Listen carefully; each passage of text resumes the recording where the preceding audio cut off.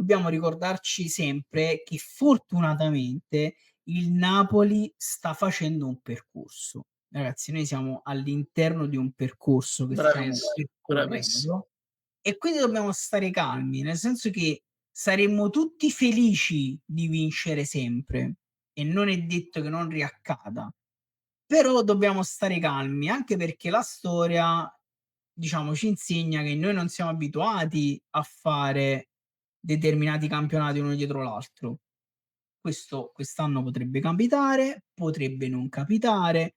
non lo dire, L'importante è che okay. il Napoli continui a fare questo percorso, continui a crescere come società, continui a crescere come infrastrutture, continui a crescere come mentalità e poi i risultati e le soddisfazioni arriveranno sempre. Però la cosa che io spero e auspico, che ci siamo sempre detti, no, in questi mesi e in tante uscite, è che il Napoli si è posizionato lì e resti lì.